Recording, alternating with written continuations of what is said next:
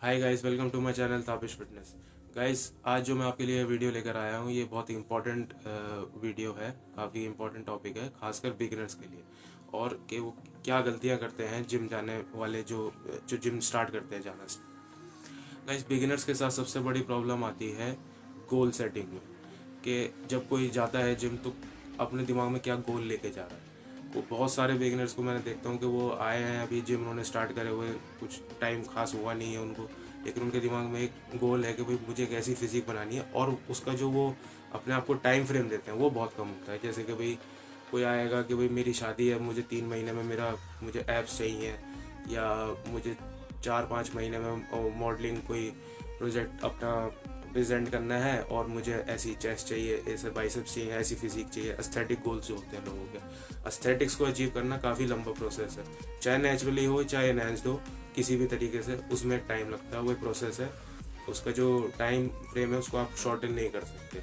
और ये सोचना कि भाई ये अगर मैंने कह दिया और बस जिम जाने से ये हो जाएगा, कोई भी ट्रेनर आपको अगर ये बोल दे कि जी मैं आपको 3 महीने में 4 महीने में ऐसा करके दे दूंगा, वो फ्रॉड है, वो आपसे सिर्फ पैसे हटना चाह रहा है।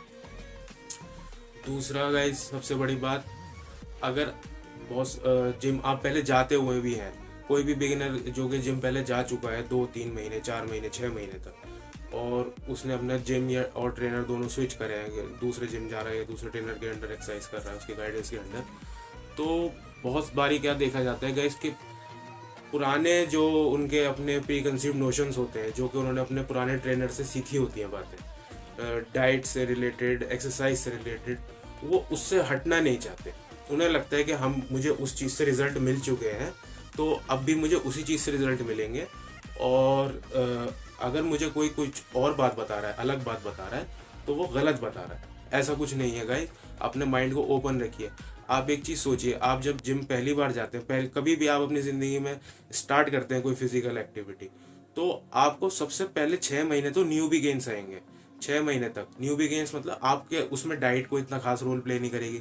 सिर्फ अगर आप एक्सरसाइज कर लेंगे थोड़ी बहुत ठीक तरीके से, जो कि एक जिम का हेल्पर भी आपको बता सकता है कि किस तरह करनी है, तो भी आपको रिजल्ट्स मिलेंगे पहले 6 महीने में। उसमें उस ट्रेनर की कोई बहुत बड़ी अचीवमेंट नहीं है कि उसने अगर आपने उस ट्रेनर की गाइडेंस के अंडर शुरुआती दौर में अपने कुछ रिजल्ट्स अगर अचीव कर लिए, तो वो उस ट्रेनर की कोई बहुत खास बात नहीं है।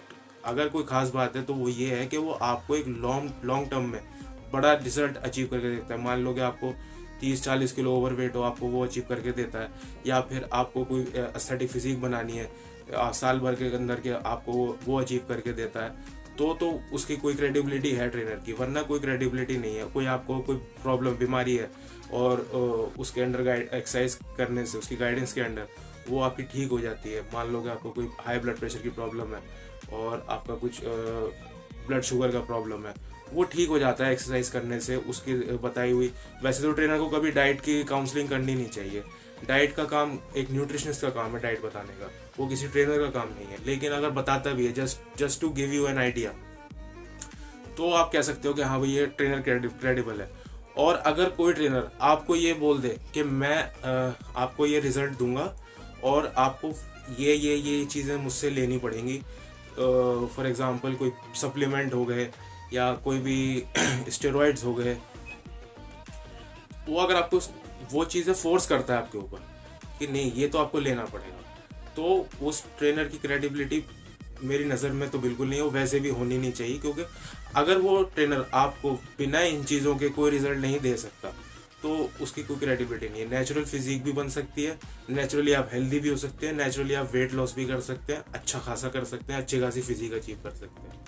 हाँ, तो अगर के आपका गोल ऐसा है कि आपको कोई मॉडलिंग प्रोजेक्ट है, वो आपको उसके लिए तैयार करना है अपनी फिजिक को, या आपको कोई बॉडी बिल्डिंग कॉम्पिटिशन खेलने का वो एक गोल है, तो अलग बात है कि भाई हाँ वो चीज़ उस लेवल पे जाने के लिए आपको कुछ हो सकता है कि कुछ चीज़ों का सहारा लेना पड़े, कुछ चीज़ें यूज़ करनी पड़े एनहेंसर्स टाइप की। लेकिन अदरवाइज अगर आप सिर्फ एक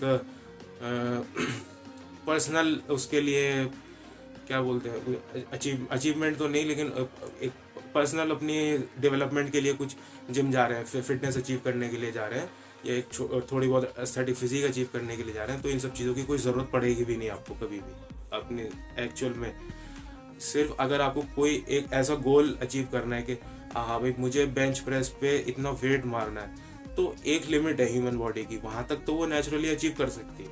उसके बाद ऊपर जाने के लिए आपको पीईटीज का सहारा लेना पड़ेगा, वरना आप नहीं कर पाओगे। कोई इतना जेनेटिकली इतना गिफ्टेड हर कोई नहीं होता कि 100-150 किलो की बेंच प्रेस लगा ले या फिर 200-250 किलो की डेडलिफ्ट लगा ले। ज़्यादातर लोग उससे पहले प्लेटो कर जाते हैं, उनकी जेनेटिक पोटेंशियल ख़त्म हो जाती है। और ये तो फिजिकल परफॉर्मेंस की बात है।